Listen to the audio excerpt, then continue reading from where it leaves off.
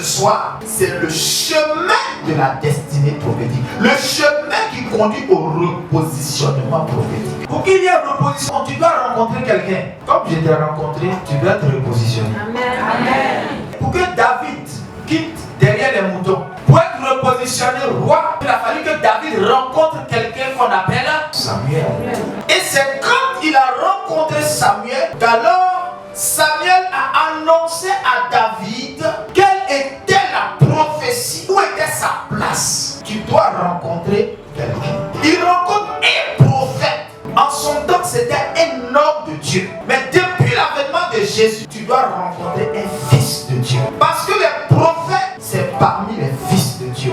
Et tous ceux qui sont fils de Dieu sont prophètes. Parce que le fils peut parler de la part du Père. Et nous avons dit que la première rencontre qu'il faut faire, il faut rencontrer Jésus-Christ. Et quand tu rencontres Jésus, quelque chose va changer. La deuxième rencontre, il faut rencontrer un fils de Dieu.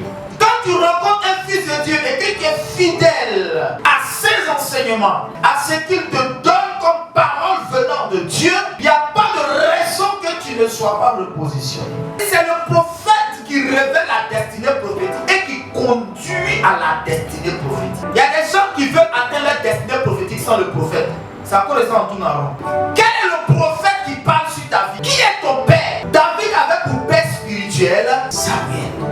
Et Samuel orientait David selon le regard et le plan de Dieu pour que David puisse atteindre sa destinée. La destinée de David, c'était le trône, alors qu'il était assis derrière les moutons. Donc ta destinée, c'est le trône. Amen. C'est pourquoi nous sommes appelés roi et reine. Et je t'annonce que ta destinée, c'est le trône. La première dimension, c'est la dimension surnaturelle. C'est-à-dire la dimension spirituellement là. Où est-ce que Dieu veut t'envoyer? Où est ta place? Ta place spirituellement n'est pas sur la terre, mais ta place spirituellement est à la droite de Dieu le Père.